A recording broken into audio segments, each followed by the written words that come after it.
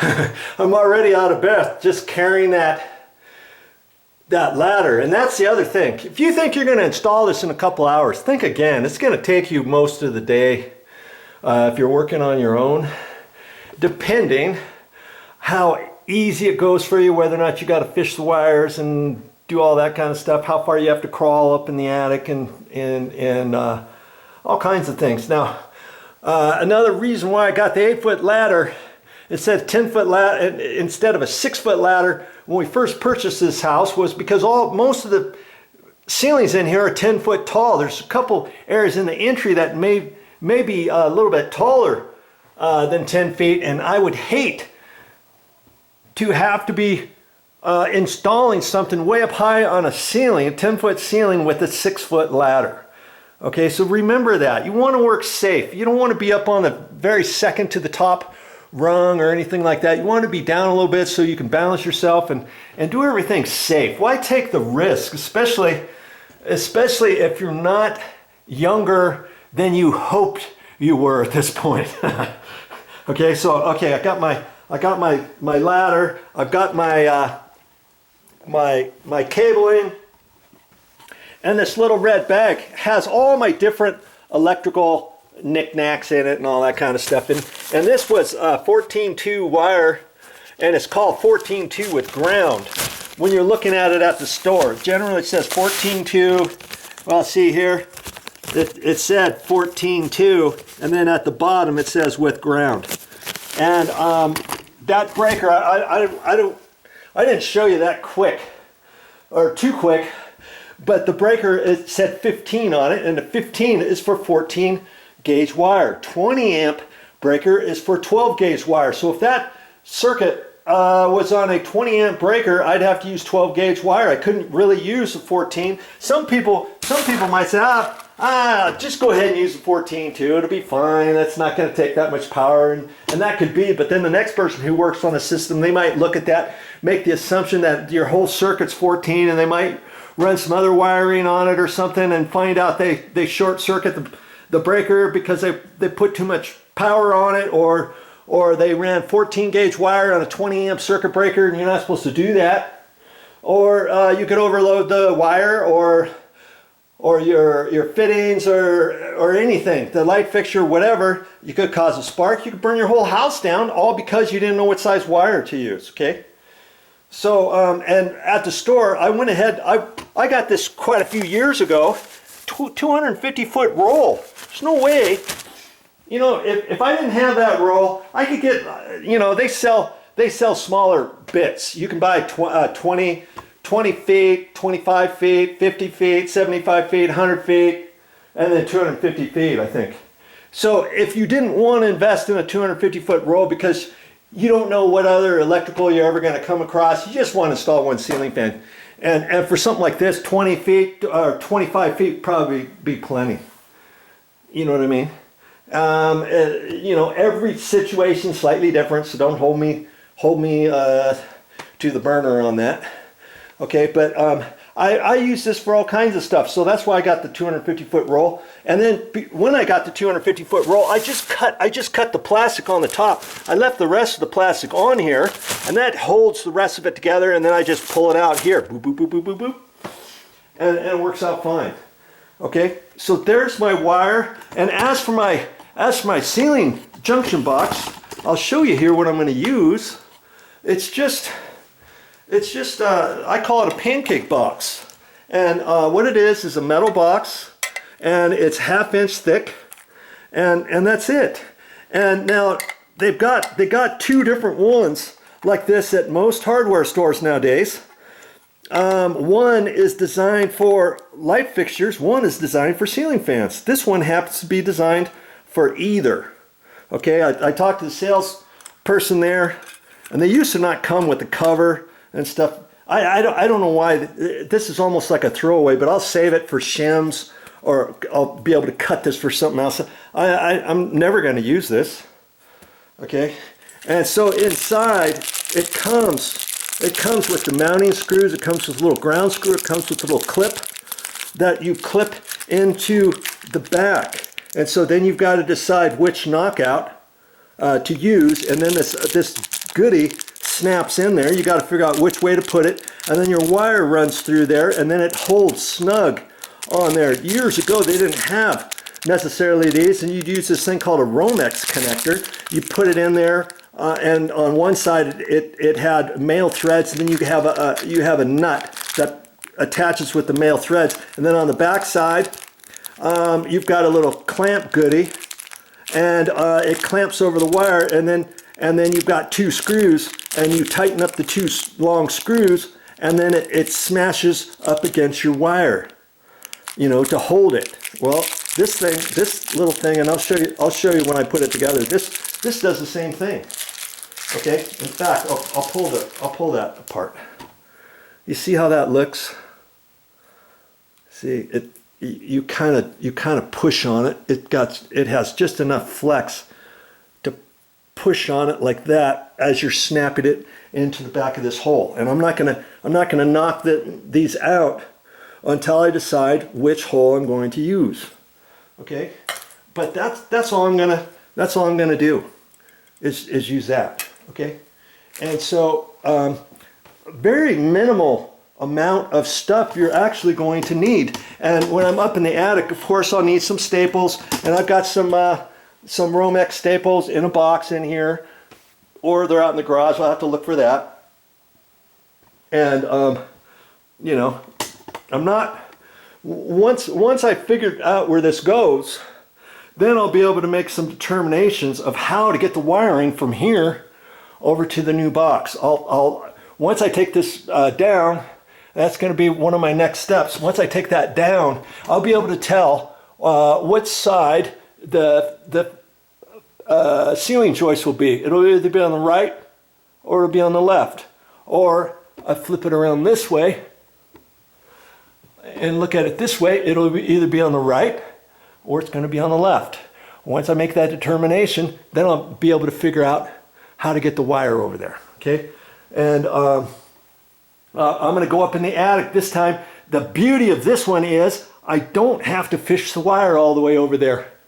And you know, you may think, hey, why don't you just take the junction box out, fit, and then once you cut and install this, because I'll be able to install this down below. I don't have to get up in the attic to install that little pancake box. Cut the hole for where that goes, and then take the junction box out, and then just fish the wire over, kind of like what you did downstairs, without having to get up in the attic. Couldn't you do that? Well, yeah, I could do that, but I'm not going to do that, because by code, you're supposed to not have a loose wire going across to a ceiling fan, especially if you've got an area up in the attic where you can walk. And chances are you can walk up there, and I see where the roof line is coming down at an angle, so this roof is tight here, then it goes up that way. So about right there. Can I walk? Can I walk in the attic right there? Not stand up, depending on what pitch of the roof is.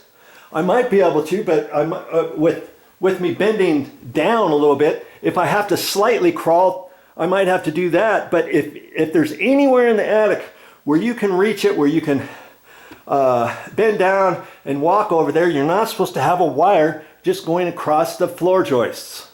Okay, because then if somebody steps on those wires, it's going to pull on it, and it could pull at the metal pancake box. It could pull at this location. And you might say, well, I'll just get up in the attic and I'll pull it from here over to there, and I'll staple it down however I have to. No, you can't do that either.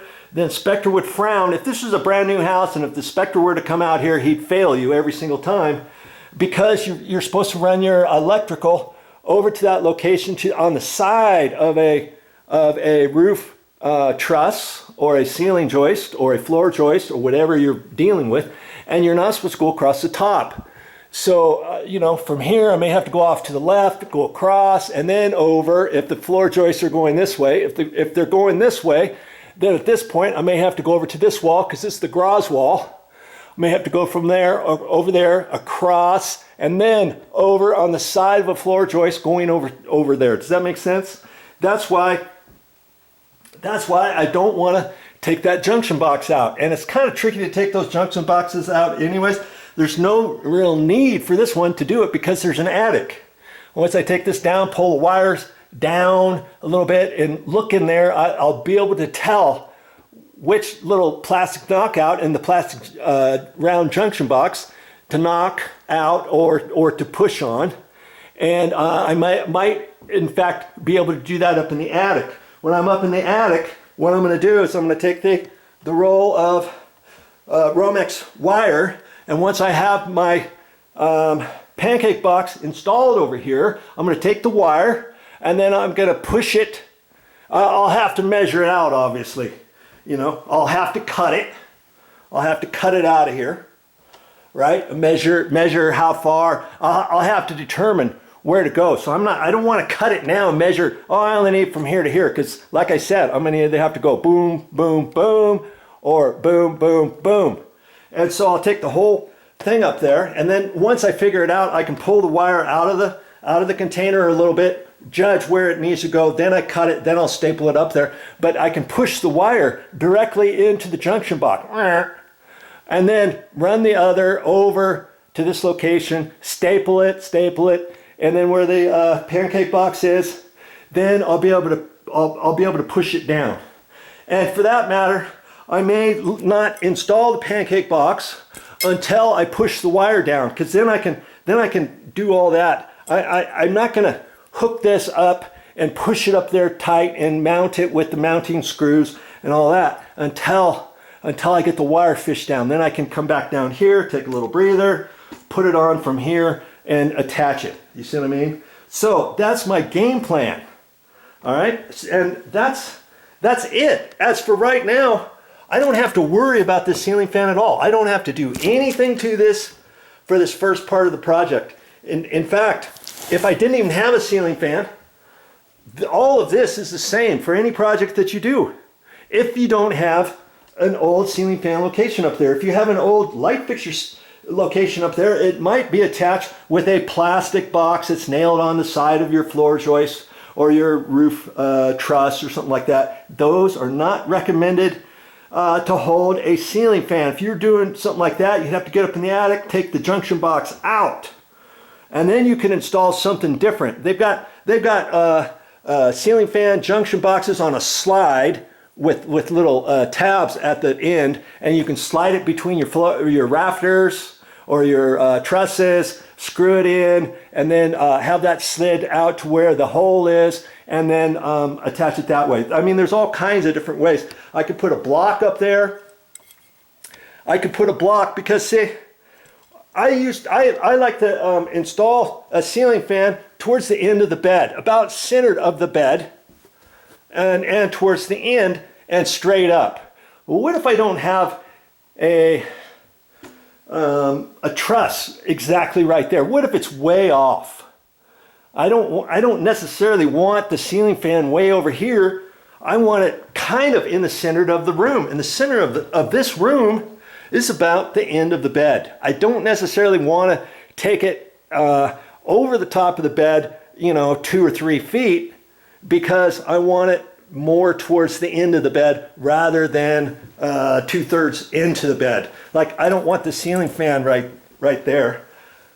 I could be okay right there, right here, or about right there. But if it's any more, and if the joists aren't lined up properly, I could go up there, measure, put a flat 2x4 going across there, flat to the top of the drywall, let's say.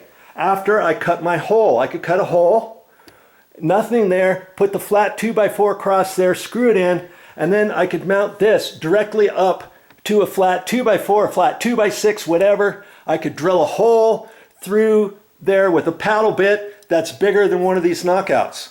Then I could decide whichever knockout I want, depending where it lands on the block, fish it up through there, have enough room on the back side so that this can fit up there and not hit my hole in the block. Screw this directly up to the block, right?